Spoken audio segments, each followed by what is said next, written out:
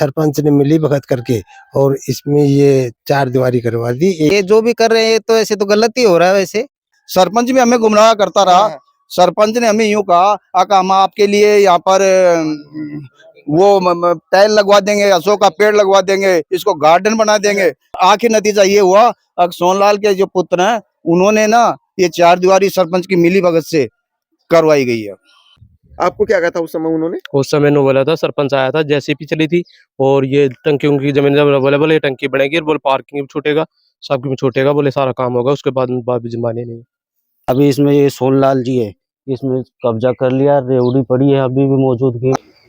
आज मैं ग्राम पंचायत चांदपुरी में यहाँ पहुंचा हूँ। कुछ लोगों के द्वारा यानी अतिक्रमण करना बताया जा रहा है।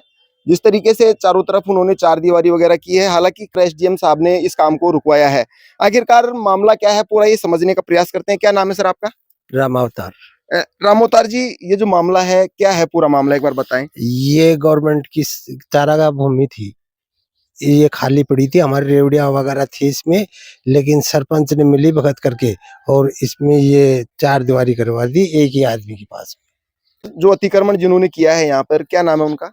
भाई सोनलाल जी तो एक्सपायर हो चुके, उनके बड़े लड़के रामतार है और एक शेडू राम है और संतोष है और एक दो और, उनका नाम मैं भी इतना नहीं जानता हूँ, राम स्वरूप है।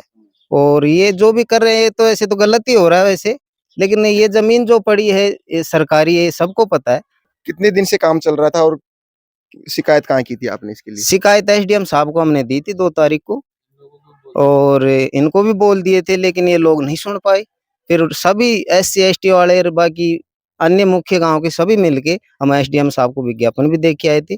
साहब ने बोले कि भाई ये काम हम रुकवाए, अगर गलत है तो इसको रुकवा दिया जाएगा, तो तुरंत कार्रवाई करके हमने काम। तो आप देख सकते हैं मामला है सरकारी भूमि से जुड़ा हुआ मामला है। ये चारागाह भूमि ये बताई जा रही है।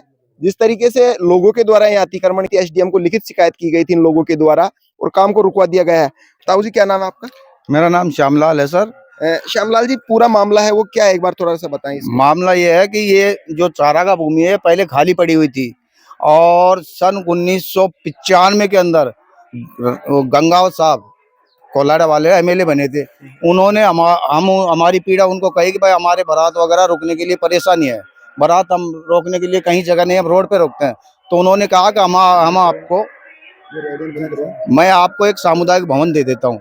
तो उन्होंने अपने कोटे से ये सामुदायिक भवन बनवाया जो वर्तमान में मौजूद है, सन 1995 का बना हुआ ये चारागाह भूमि में।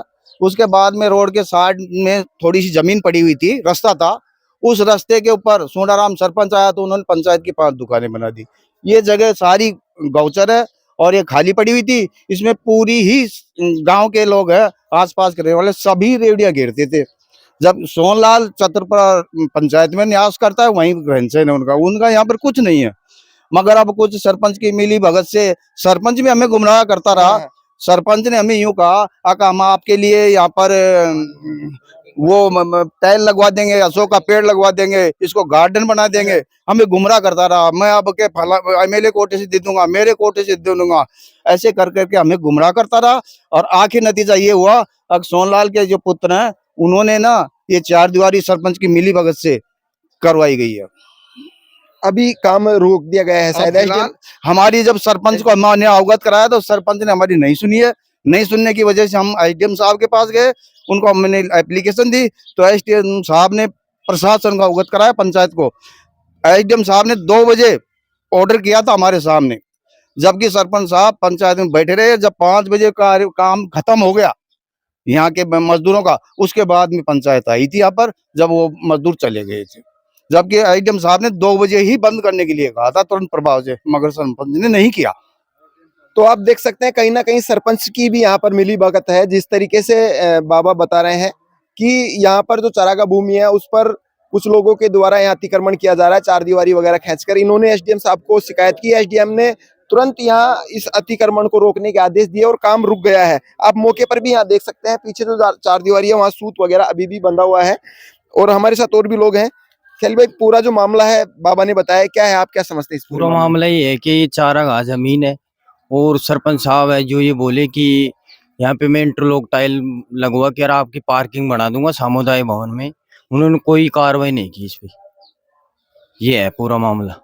तो आप देख सकते हैं कहीं ना कहीं सरपंच भी यहाँ इन लोगों को प्रलोभन दिया है कि मैं टाइलिंग वगैरह लगाकर इस तरीके से पार्किंग वगैरह की यहाँ व्यवस्था वगैरह कर दूंगा। इस तरीके से इन लोगों को कहा और ये सोचे कि वास्तव में कुछ ना कुछ यहाँ करेगा तो समाज के सभी के यहाँ ये काम आएगा, लेकिन उनको नहीं पता था कि इस तरीके से चार दीवारी बनाकर और ये अतिक्रमण कर लिया जाएगा। यहाँ पर जिनके द्वारा काम किया जा रहा था, ये चार दीवारी वगैरह खींची जा रही थी, वो कारीगर भी हमारे साथ मौजूद है।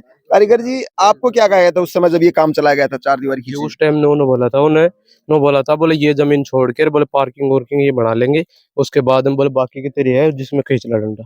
उसके बाद में उन्होंने चार दीवारी कर दी है पूरी। आपको क्या कहा था उस समय उन्होंने? उस समय नो बोला था, सरपंच आया था, जेसीपी चली थी और ये टंकियों की जमीन जब बोले बोले ये टंकी बनेगी बोले पार्किंग भी छूटेगा, सब कुछ छूटेगा, बोले सारा काम होगा, उसके बाद में बाबी जमाने नहीं। तो आप देख सकते हैं इस तरीके से इनको प्रलोभन दे दिया गया है कि यहाँ पर पार्किंग वगैरह बनाई जाएगी, जबकि भूमि है वो चारागाह भूमि है, इस पर कोई निर्माण वगैरह नहीं किया जा सकता। रोशन जी, क्या है पूरा मामला ये? जी ये पहले खाली जमीन पड़ी थी, इसमें हमारी एसटी एससी ओबीसी की सभी की रेवड़ियां पड़ी थी इस पर। पहले सरपंच साहब से बोले थे हमने कि भाई ये सामुदायिक भवन बना हुआ है, उसने हमारे को झांसा देते रहे।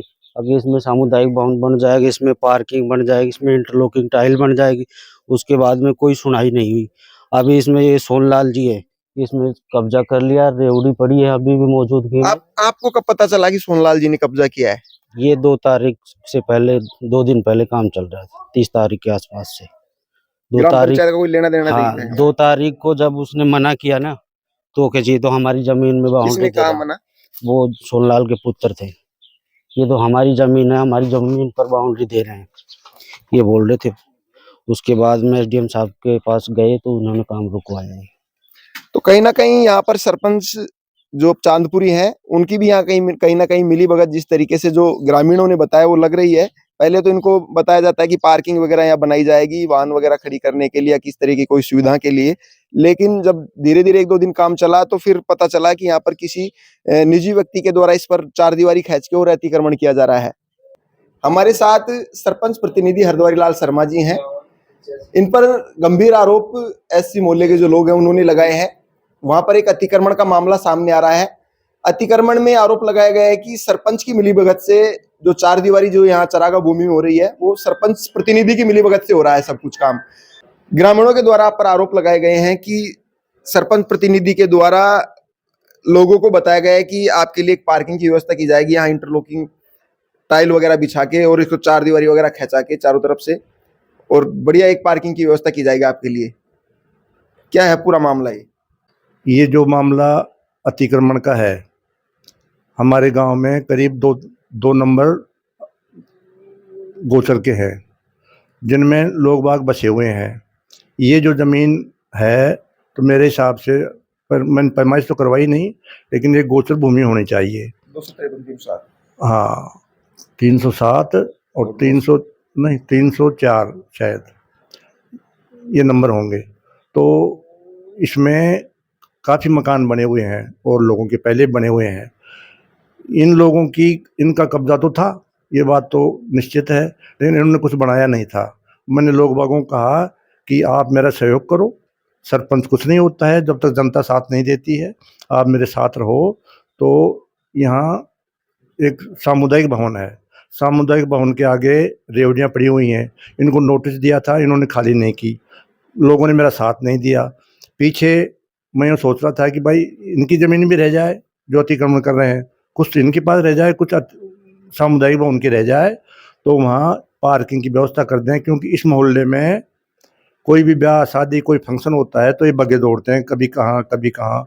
तो इनके लिए, गरीब लोग हैं, इनके लिए एक ऐसी जगह हो जाए जहाँ ब्याह शादी में कोई फंक्शन में इसको काम ले सकें।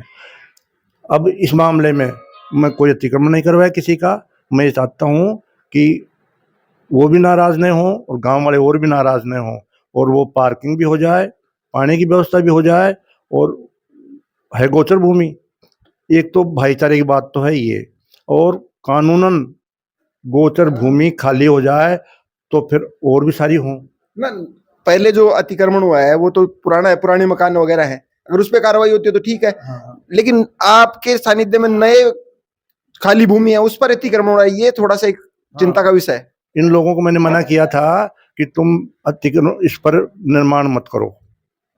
और वो तो इसमें ये कह रहे हैं कि सरपंच ने खुद ने ये कहा कि पार्किंग वगैरह टाइल वगैरह लगा के आपके लिए अच्छे कर दूंगा ग्राम पंचायत, लेकिन बिल्कुल कहा था। वो तो ये कह रहे हैं कि सरपंच की मिलीभगत से हो रहा है सारा काम। नहीं नहीं, ये गलत बात है। मैं किसी की मिलीभगत नहीं करता, मैं न्याय की बात करता हूँ। और जो नियम है, जो कानून है सरकार का बनाया हुआ कि गोचर भूमि में किसी का कब्जा नहीं होना चाहिए, तो मैंने उनको मना किया था।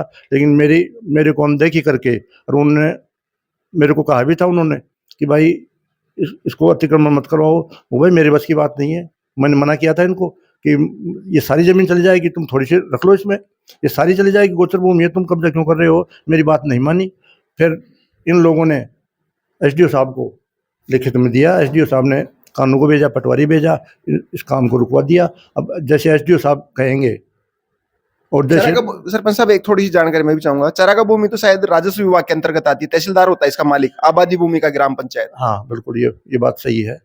लेकिन वो यूं कहते हैं कि गोचर भूमि आबादी भूमि की पंचायत मालिक होती है, लेकिन आबादी भूमि की पंचायत होती होगी, गोचर भूमि तो राजस्व विभाग राजस्व तहसीलदार की उसमें आती है। अब जैसे वो करेंगे वो मैं मान्य करूंगा।